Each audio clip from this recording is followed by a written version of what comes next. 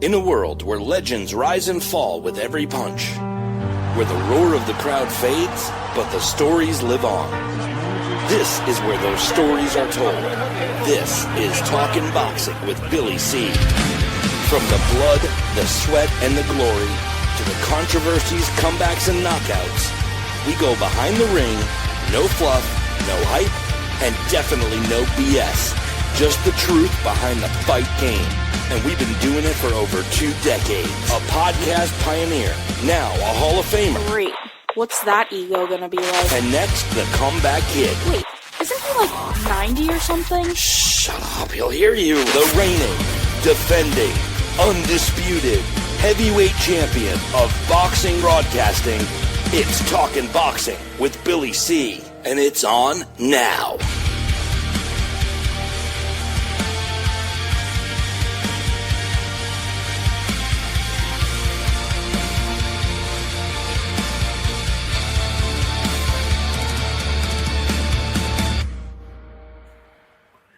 And we're coming to you live from the Billy C Studios in Lake George, New York. I'm Bill Calogero, and it's time for the Billy C Show. Good morning, good day, good evening, whenever you're watching, whenever you're listening. I hope you're doing okay today. Today's show is being brought to us in part by my book, Tom Molyneux, From Bondage to Baddest Man on the Planet, is available right now where all good books are sold. And you can get a copy of this book right now while you're watching or listening to this show.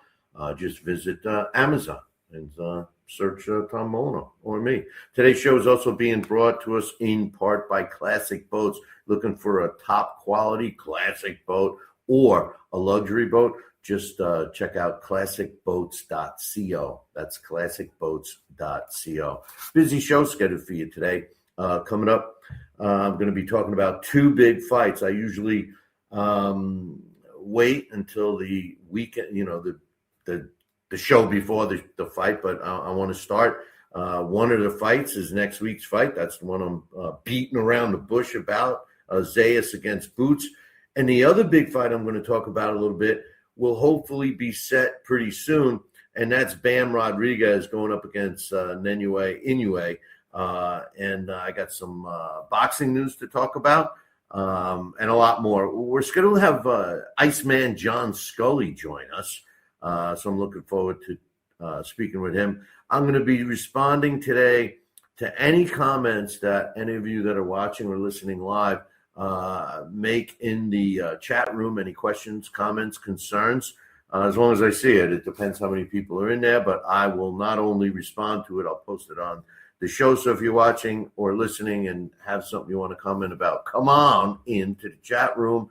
I got a Zuffa boxing update. I want to talk a little about the Florida Boxing Hall of Fame event we did. And if you were waiting for this show to start, I put the set that we did the show on up on the front page. So I'll be talking about that. As a matter of fact, I'm going to talk about that right now because we had. So any of you that watched that, we did have some technical difficulties as far as the streaming portion, but John Muscunas of LDL TV did a fantastic job. There was 6 cameras set up, and he had all kinds of backup audio, and he was able to get the show in its entirety in the quality that he filmed it on, and that's going to be posted pretty soon. But what an event we had. If you tuned into this show before we went on, I posted a picture of the set. It was great. I mean, John from LDL TV had a red carpet for the guests to come up. We had banners up there. It was on a stage. But the best part was that it was done in front of a live audience. And at one point, there were a couple hundred people in there while we were doing the interviews. And the interviews were not, I'll be truthful, the interviews weren't preset in terms of times or even who they were. And as they were coming in from the cocktail party, the meet and greet that was taking place to kick off the Florida Boxing Hall of Fame induction weekend, and it turned out to be great. And I'll tell you something. it should be a reminder to you to make sure you make your plans now to attend next year's Florida Boxing Hall of Fame weekend. It's going to be in June, and we're going to be doing the show again. And it was pretty cool. But anyway, let's talk about the big fight that took place this past weekend. Bam Rodriguez wins his third division world championship when he stopped Antonio Vargas in the sixth round. It was officially 1 minute and 15 seconds of the sixth round. And Bam Rodriguez improves now to 24-0, 17 knockouts. And Vargas loses only for the second time in his career. 19 wins, 2 losses, and a draw, with 11 of his wins coming by knockout. And remember, Antonio Vargas was the champion in this fight. My man John is in the chat room now, giving me, hey, listen, flattery will get you everywhere, John. You know that. But anyway, this fight, if you didn't see it, let me just say this. Bam Rodriguez is an exceptional fighter. I've come to realize that he's a generational talent, and I'm not so sure why he doesn't get the credit he deserves. In some circles, people talk about him, and he is ranked high, but I noticed that there was a lot of criticism about him, and the fight I'm going to want to talk about here in a few minutes, and that, of course, is the dream fight between Bam Rodriguez and Inoue. And people are saying that Inoue is, so much more skilled. The thing about Bam Rodriguez is that he does things pretty subtly in terms of his movement, and he's got such pop in his hands, in his punches. The thing is, and I will admit, this fight against Vargas kind of exposed his upper defense a little bit. Vargas was getting in. He was landing some punches. You could tell by Bam Rodriguez's face. It was puffed up. And the truth of the matter is that he's taken punches before. So the general consensus is that Inoue punches much harder than a Vargas, and if Vargas got in, then Inoue will. So let's talk about these two fighters, Inoue and Bam Rodriguez. And of course, Inoue, he's regarded as one of the top pound for pound fighters, and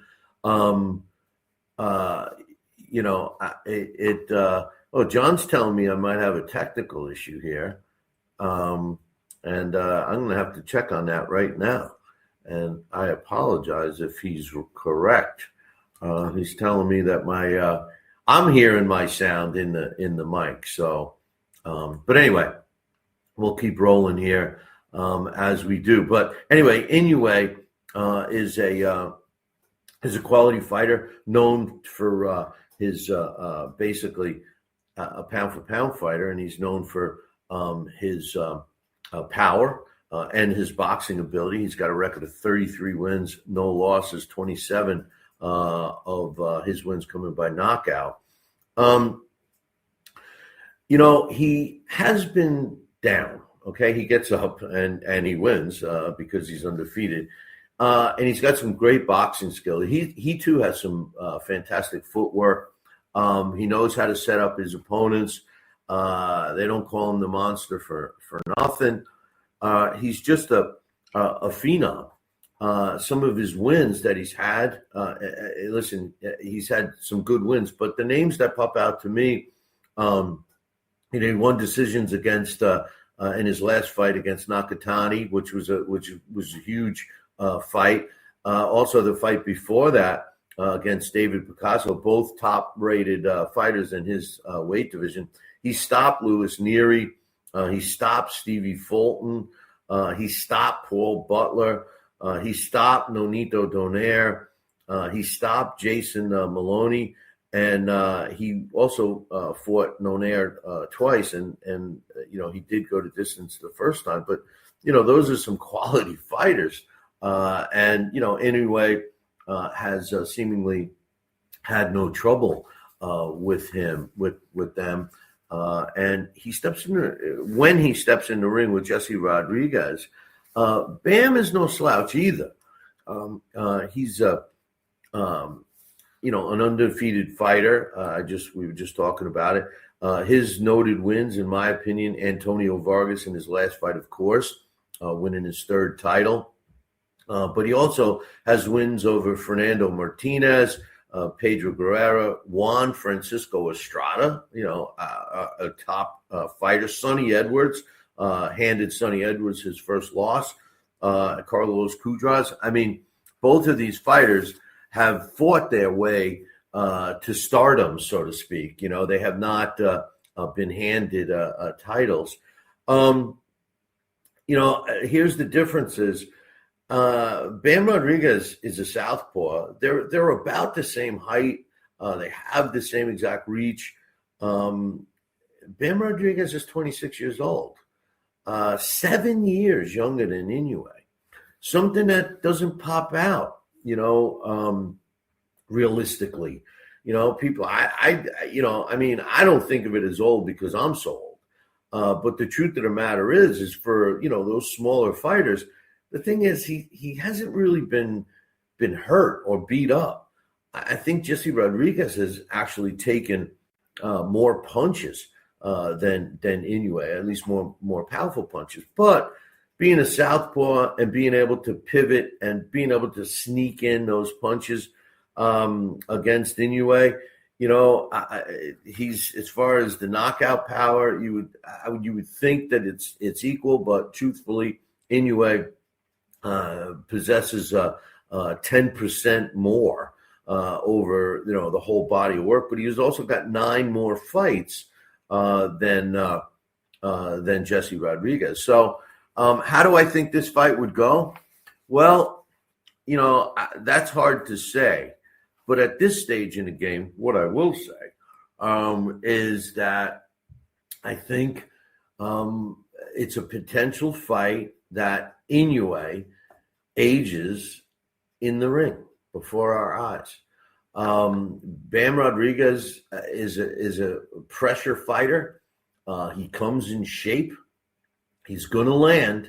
The question is can he avoid Inoue's punches and, Inoue's jab and his speed, all those attributes that makes Inoue a top pound-for-pound fighter.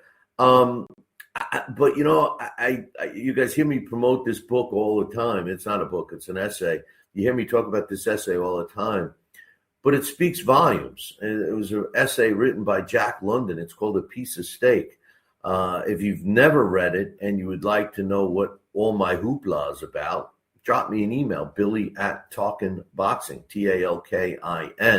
TalkinBoxing.com, and I'll send you a copy. I'll email you a copy. It's a short, I think it's 15-page essay or something. But the whole gist is youth versus age.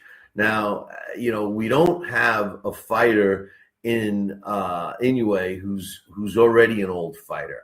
We have a fighter that seemingly is in his prime, but he's also at 33 years old in those smaller weight classes. Plus, he's been fairly busy. He's going to age at some point quickly in the ring, either in the ring, or he's going to walk away when he realizes it during his workouts and sparring and what have you. But because of that, and because of that difference in age, I got to tell you that I'm right now. My pick is going to be Bam Rodriguez. I think the southpaw aspect and the youth aspect and the way he can pivot and sneak in punches, I think he's going to catch Inoue and squeak out, and his work rate is so high. I think he's going to squeak out a win. Does he knock Inoue out? He could knock him out. Inoue probably has more of a shot at stopping Bam Rodriguez with accumulation power shots that Bam Rodriguez, would all of a sudden succumb to. But my early pick, I'm picking Bam Rodriguez. So that's my reason, and I'm sticking with it. We'll see. I'm sticking with it today. We'll see if I change my thought process at all as we move forward. And speaking of moving forward, I don't know if you have heard, but Floyd Mayweather, he's in trouble again. The problem with Floyd Mayweather is, especially now that we're starting to follow the bouncing ball. He just was charged with felony charges to Clark County, which is in Nevada. They slapped him with 2 felony charges, including theft of property valued over $100,000 and passing a check with the intent to defraud.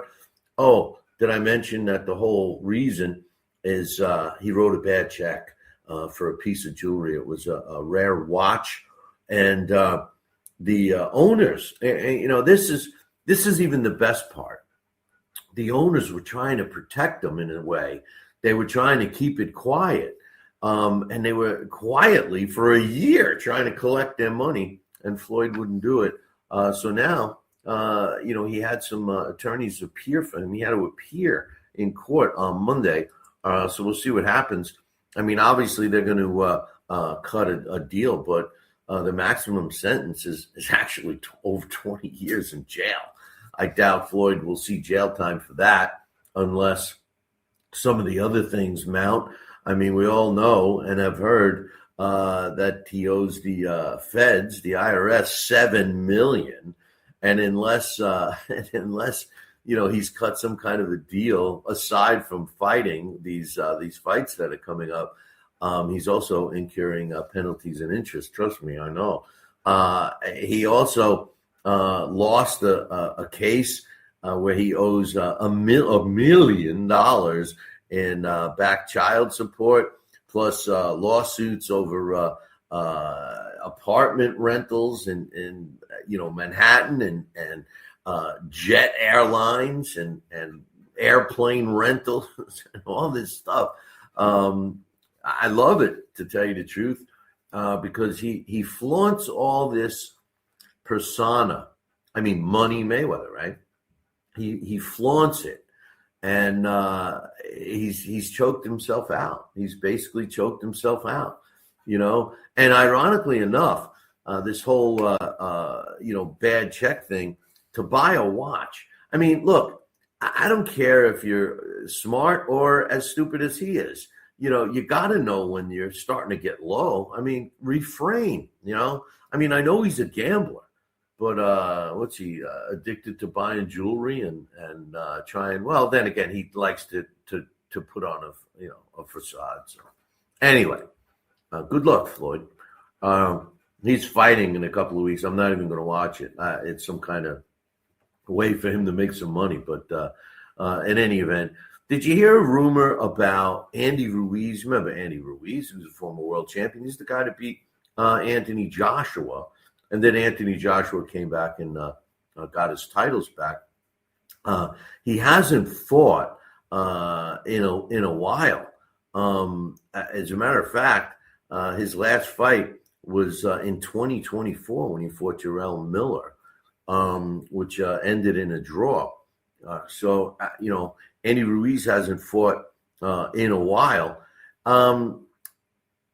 Hughie Fury is who he's rumored to fight, and Hughie hasn't fought in a while since 2019.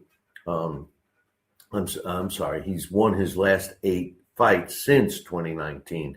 He did have a little time out as well, but obviously not quite as long. His record is 31-3, with 18 of his wins coming by knockout. And Andy Ruiz, 35-2-1 with 22 knockouts, surprisingly fast for for a big man. I kind of like the fight. I mean, Andy Ruiz was on social media calling out everybody and their brother. But anyway, some Zuffa boxing news that I'd like to talk about, if you will. They're coming to Madison Square Garden in New York City. John is saying all of it being BS money, mismanagement, gambling, bad checks, private jets. Yeah, well, he loses the gambling more than he admits. The bad check, that's finally coming to a head with these charges. And the private jets, well, he's cool, right? He's cool. He's a cool guy. He owes them too. But Zuffa Boxing coming to Madison Square Garden on July 26th. And he's basically having two main events.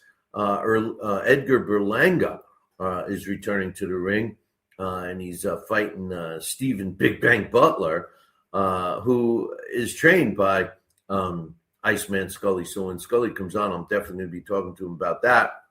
And the other one is Richardson Hitchens. He's taking on Ricardo Salas. That's Zuffa Boxing on July 26th. Two, not one, but two main events. They're calling it a double main event.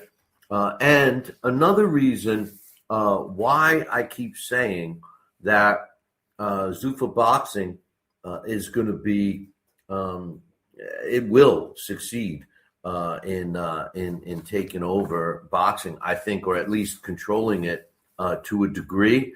And that is Zuffa Boxing just signed Nasheed Smith, and he goes by Nasheed Sugarsheed Smith.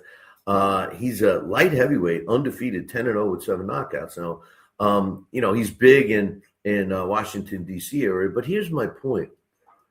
It's yet another guy that's got, 15 or less fights, either undefeated or once or twice beaten, that Zuffa is signing. And we're going to see these guys. We're going to be seeing these guys fighting each other. The argument, and I've talked to many people. I was actually, talking to a trainer, Aaron Snool, at the Florida Boxing Hall of Fame, and he was all pro, sanctioning bodies, and didn't think Zuffa was going to do it. And he starts giving me all the reasons in his opinion, and basically I ended up saying to him, yeah, you just proved my point. And this is the reason. Look at this. Here we're going to have a couple of younger fighters like Sugarsheed, and he's 25 years old. Like I said, 10-0. And when we see him fight on a card, he's going to be fighting against another young fighter. And as we watch these fights, obviously talented fighters fighting more talented fighters, rather than a talented fighter fighting a guy that doesn't stand a chance in hell to win. We're going to be treated to better quality fights. But the best part that comes out of this is that the winners that keep progressing are going to be real fighters. They're going to, when they fight for a title, they're going to be there for a while. So that's what I keep telling you guys is going to be the benefit of Zuffa Boxing. The benefit of Zuffa Boxing will be that we will get to see young fighters being tested much earlier. Just look at the event that's taking place on July 25th. I mean, Berlanga, here's a guy that many people thought would give Canelo a run for his money. It didn't work out for him, but he's fighting Stephen Butler. Stephen Butler is a proven commodity. He's had his ups and downs, but when he's on, he's a tough out. This is a good fight. That's a good matchup. That's a 50-50 fight. And the same thing with Ricardo Salas going up against Hitchens. And those are the co-main events. So, listen, he's proving that he, meaning Dana White and Zuffa Boxing, in my humble opinion, they're proving that they are going to continue to give us quality fights. And here's the best part, man, is Dana White getting under the tail feathers of all the other promoters. He's got a cease and desist thing going on with Golden Boy over Ryan Garcia. Now, people are going to say, well, he's meddling, he's doing this, he's doing that. Listen, boxing, one of the biggest problems with the sport of boxing over the years has been, I guess, no lack of way of describing it, but the lack of loyalty between fighters and managers, or fighters and promoters, or promoters and fighters, and managers and fighters. I mean, there's not much loyalty. There's a few fighters and teams that have stayed together and showed their loyalty to each other, but most of the time, it's about the money. And when you're talking about it's about the money, contracts are only as good as they can be. And in the worst case, there's a monetary loss. And if it's about the money, you pay off the contract and you walk away. What's happening here with Golden Boy about Ryan Garcia, that's because Ryan Garcia is in the mindset that he's the guy. He doesn't need belts, he doesn't need promoters, and he's right. Okay. Shakur Stevenson is another one. These are guys I keep telling you, they're going to break away and do it. John saying he has Oscar doing clapback videos twice a week as he describes Dana as Fester. Listen, he's Dana White, Uncle Fester. Dana White is definitely getting under their skin, but he's not all. You think Oscar's fired up about Dana White. How about Eddie Hearn? Eddie Hearn, he claims Dana White is not involved with the Anthony Joshua fight, and he's never going to be involved, right? He says this a week ago or so. This was after Dana White's like, I got a surprise for everybody. I'm controlling the Anthony Joshua Tyson Fury fight, which everybody's like, huh? What are you talking about? And he just smiled. He wouldn't give any other info. Well, then, Eddie Hearn comes back with that. And then the most recent thing Eddie Hearn comes out with is the negotiations between Anthony Joshua and Tyson Fury are being held up because of, what do you think, boys and girls? Because they're mentioning a contract. They're not being specific with what's in the contract, but there's a contract that's holding up the Anthony Joshua Tyson Fury fight that everybody so much wants. So we'll see what happens. Just remember, both Anthony Joshua and Tyson Fury are fighting fights before they fight each other. So that's taking place. But I'm loving what Zuffa Boxing is doing, both in and out of the ring. My only gripe with Zuffa Boxing at this stage of the game is the fact that they do their events on Sundays. I think that that's a mistake. Dana White was quoted recently as bragging about it, saying that they compete with the NFL. They're not going to compete with the NFL. I don't care what Dana White does. Now, my man John here is going to tell me, well, it's all about the eyes. It's all about, Paramount, has more people potentially watching than individual markets of the NFL. I don't know how they score that. If they score, NFL Sunday and you're seeing your game in your market, I'm seeing mine in my market. And do they add up everything and have a total amount? But the bottom line is I just, regardless of the potential viewers, I just don't see boxing, at least at this stage, competing with the NFL. To be honest with you, I don't see anything able to compete with the NFL. If you want to talk about Major League Baseball and basketball, and hockey, I would say, okay, maybe, you can compete on a Sunday against them. But the reason is they play more often. They're playing several times a week, whereas in the NFL they play once a week. I think it's a mistake. Regardless of how well and how good the matches are, they're not going to compete with at least a live audience. LDL TV is saying he's going to end up on Saturday nights no matter what he says, not in football season anyway. I think my personal opinion, he's not going to do Saturdays because that's his UFC stuff. But I think he should try to get the deal to do Fridays, Friday night fights, or pick another night, Wednesday night fights, Thursday night fights, whatever. I think he's better off. I really do. Any night but Sundays, especially during football season, and you won't have Mondays during football season either. But any other day, you got 5 more days to choose from, Dana.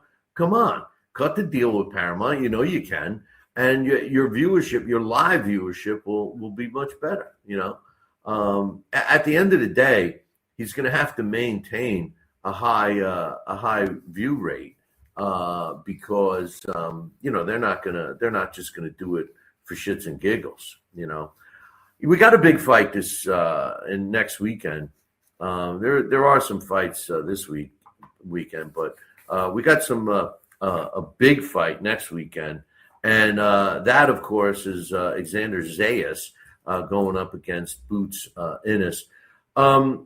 I want to talk about that fight right now because, Jaron Ennis is a former world welterweight champion. He has fought at the junior middleweight division earlier in his career, but, I just think that they were comfy fights, like, hey, let's not make, him lose, get down to 147 because they were around 148, 149. But he's he's only had one junior middleweight fight, and that was his last fight against Lima, who he destroyed in 1 round. So but Boots, he's an orthodox fighter, 5'10". He's got a 74-inch reach. He's 28 years old, 89% knockout ratio. The computer has him ranked at number 1. The WBA has him at number 1. Both in the junior middleweight division already. He's not rated by the WBC, the WBO, or the IBF. And the Ring has him at number 5, and ESPN has him at number 3. He's got some decent wins. His last fight was against Lima. His only junior middleweight fight. He did beat David Avesian. Forget it. I won't even try it. David A. He beat an old Thomas Delorme. He beat Sergey Lipitz, which he had been in some tough fights. He beat an old Chris Van Herden. He's dominated in his fights. 31 of his 35 wins came by knockout. He's a quality fighter. A lot of people have him ranked pretty high. My thought on him is that he's looked really, really good against the opposition that he's faced. I don't think he's faced any top opposition. He's going to be facing top opposition when he steps in the ring with Alexander Zayas. Zayas is currently the WBO World Junior Middleweight Champion. Ironically enough, the computer ranks him behind Boots at number 4. The Ring has him ranked at number 4, and like I told you, Boots is ranked at number 5. But ESPN has Boots at number 3 and has Zayas at number 4. It tells us that on paper, this is a fantastic matchup. Zayas is 23 years old, 5 years younger than Boots. He too is 5'10", and he too has a 74-inch reach. He's been fighting comfortably at junior middleweight since 2021. So he's got 5 years under his belt at this weight. To me, he looks bigger. than Boots. Boots always seemed to be much bigger than his opponents, and he's certainly not bigger than Zayas. Physically, they're the same size, but I think Zayas might be more into that weight, grew into that weight, and has been at that weight for a longer period of time than Boots. Now, when you look at Zayas's record, really his last 8 fights in a row were all against really good opposition. His last fight against Abbas Bararu, he won a close decision there. He also won a decision over Jorge Perez, which he's a good fighter. He stopped Saul Spoomer. He won a decision over Damian Socha, over Patrick Teixeira, over Jorge Fortia. He knocked out Roberto Venezuela Jr., and he also won a decision against Ronald Cruz. All names that were top fighters, and this is only going back the last 3 years, less than 3 years. So those are his last 8 fights. The way I see this fight going, to be honest with you, Boots Ennis is going to be tested big time in this fight. I think, a lot of the people that I see talking about this fight are acting like, Boots is going to come in there and just, make quick work of Zayas. And, he could. I mean, listen, the way he's been, let's say this, the level of his opposition, Boots' opposition that he's faced to this point, he has been doing just that. He's been going in and destroying them, okay? Whether he wins by knockout or, by decision, he's controlled his fights. And, I can understand people looking at that, but here's where the level of opposition comes into play. And this is why, again, jumping back to Zuffa, why I feel it's going to be so successful and good for boxing. If it's not successful, it's going to be for other reasons, but not because it's not for the good of the sport of boxing. I get these people telling me, oh, no, the fighters won't get a chance to make more money because they won't be fighting for titles. I don't understand that. Because if they're fighting, if they're demanding money and they're selling tickets and all of this, everybody makes out. The fighters will make more money. If they don't, they won't be with Zuffa very long. They'll retire and then come back or something. The money is going to be there. I think that the money is going to be what coaxes a lot of these fighters today to fight under the Zuffa banner, like Ryan Garcia, like Shakur Stevenson. That's what I believe. And I even still think Usyk is going to fight under the banner. I wouldn't be surprised if you see a Deontay Wilder, fight, at least a fight under the banner. It's going to happen. I also think Canelo is going to end up doing it, So anyway, back to the Boots and Zayas fight. I just don't think that Boots has fought the tougher opposition. But here's the thing. Skill sets are skill set. I just don't think he's going to blow away Zayas. Now, when you talk about Zayas, yes, he's more of a boxer, which kind of plays into Boots' hands, in my opinion.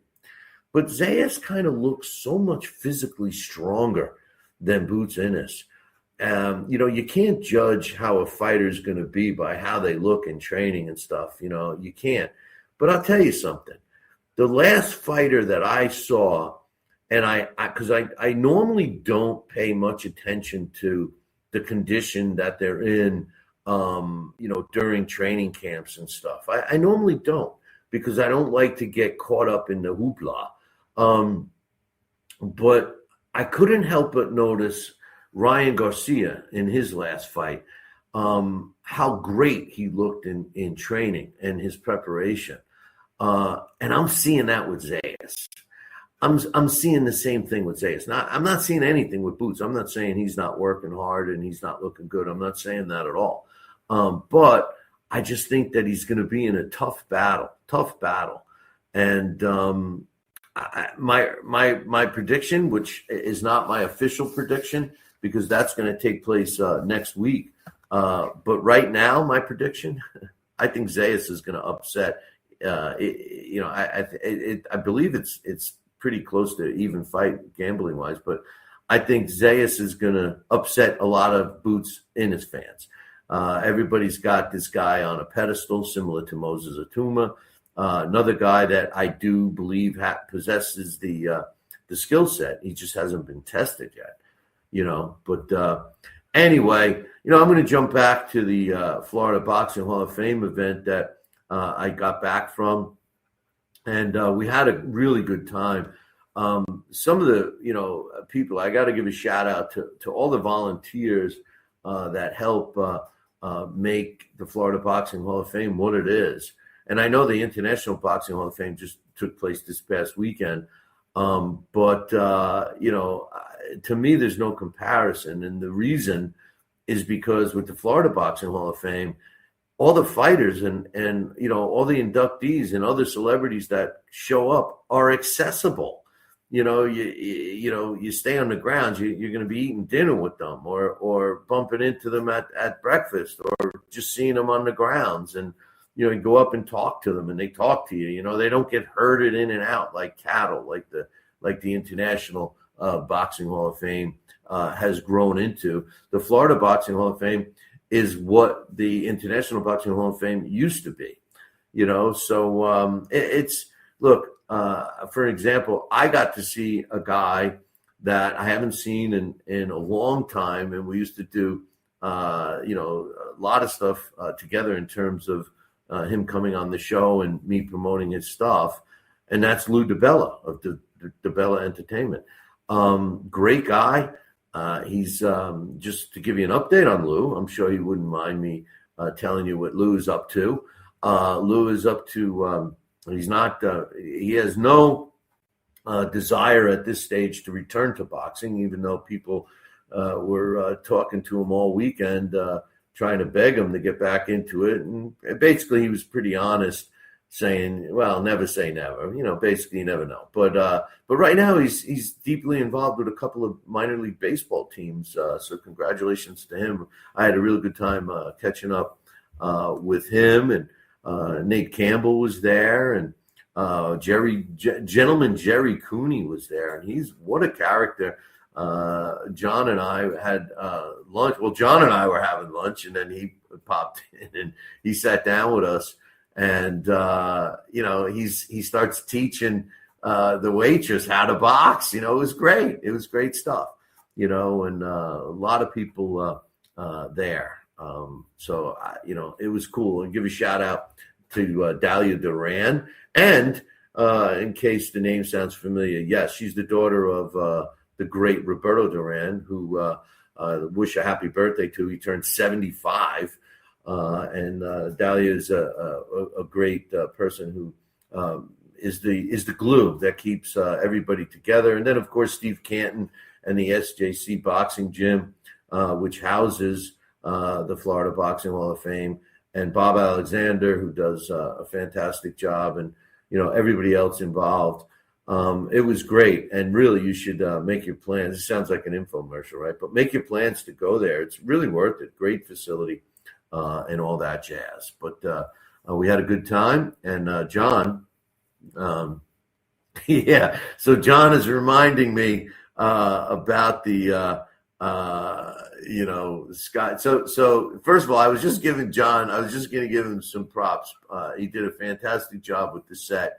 And if you haven't seen it yet, it is up there. But we are going to be putting some refined content up so you can really get a good feel of how that set was. It was really cool, and John did a good job. And afterwards, we went and had a drink.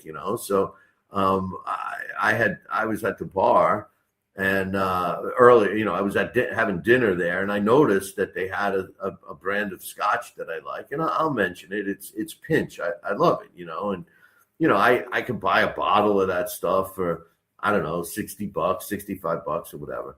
So it's at the bar, right? So I said, oh, good, they got that. So John and I was talking, and I said, hey, John, I'm going to buy the drink. I said, I'm going to buy it. I said, I want you to taste it. And he's going, no, I'm a bourbon guy. I don't want scotch. And I forced it on him. I get a little pushy sometimes, I get a little pushy sometimes, especially out at an event. And so John's like, okay, he just wanted to shut me up, right? So we get there, and Cello, my man Cello, and his lovely wife was already at the dinner table, and we decided to sit down with them.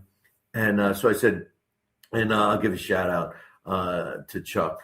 Chuck Metzger was there as well, who really likes to spend time in jacuzzis and pools without a shirt on. But that's a whole other story. But anyway, so I get to the table, and John finally says, yeah, okay, I'll have one, right? So I said, hey, Cello, what do you want? He tells me what he wants, and Chuck tells me what he wants, and I go up to the bar, and I go, okay, I ordered what Cello and Chuck wanted, and I said, oh, and I want 2 of those pinch on the rocks, and I'm looking up at the thing, and she said, oh, good.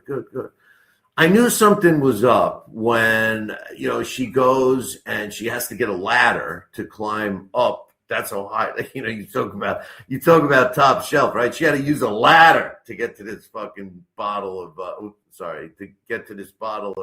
of scotch. Then not only that, so you think if somebody's going to steal it, right? So you put it up on the top shelf. It was locked. There was like a glass case, so she unlocks it. She brings it down. She mixes, she pours us 2 of those pinches on the rocks. And I said, I'll square up with you now. She hands me the bill, and the bill was over $170 for 4 drinks, right? So I was like, so I get back to the table, and John tasted it. He liked it. And, I didn't say anything about that, but I was thinking, you know what, maybe I'm just going to have a soda next time, So then John says, after we finished, he says, hey, listen, and he was trying to get the other guys' attention to, buy a round. And the other guys were, they didn't need one or whatever. So John says, I'm going to go up and get it. So he goes up and he gets 2 more of the pinches, and he comes back. He looks at me. He goes, "What the hell?" He's telling me about the price. He goes, "What are they charging? $40 a drink?" I go, "John," I didn't want to say anything. I tried to stop you, when you left. I said, but I was floored when I got the $170 bill. He's going, "Oh, Jesus." He says, "Next time, forget it. I'm drinking." He said, "I'll drink a beer next time or whatever." But it just goes to show you, listen, the price shouldn't have been that high. All right. I mean, I could have seen at the most, maybe at that place, because they jack it up, maybe $20 a drink, maybe. I mean, at a normal place, you're probably going to spend, 15, maybe. I don't know. That's why I buy it by the bottle. Yeah. And then John is saying, yeah. And then they were automatically, this was another thing that they did. They automatically, hey, this shouldn't make you guys not want to go to this event, because trust me, it was sold out. They automatically add an 18% tip on there. So you don't notice. So not somebody like, because I was there, I had dinner there, and I added a tip on it. I wasn't reading the fine print, so every time, no wonder why when I walked in there, they all were fighting over who was, because I was adding tips to everything too. But in any event, it was a great time. And like I said, John from LDL TV did a fantastic job with the set and fixing our whole setup there, which we are going to post. I am going to. We do have the whole show up there now. It's not the version that hopefully will be up soon. But I also am going to break out some of those interviews, because we had some really good ones. Cello was there, of course. Lou DiBella was a classic interview. We actually I'm hoping I get a copy of the other Lou DiBella interview that we did prior to one of the events. But we had Lou DiBella, who was really good. Mark Allen Baker, who's going to be on this show, was there. He's a great author. He's got a new book. Actually, he just sent it to me today, so I'll be talking about that. He was on. He was another good one. Of course, Jerry Cooney and Randy Gordon. My man Randy was there. He got inducted this year into the Florida Boxing Hall. He joined the family. China Smith, a guy that I worked with in the past, and it was a really good time. But in any event, hey, listen, I appreciate you guys joining us. Today's show was a little short because there's not much stuff going on. I was still real psyched about the Florida Hall of Fame, and I just look forward to chatting with you guys again next week, because you got to make sure that you tune in next week, same bat time, same bat channel. Until then, I'll leave you with this. Ciao, baby.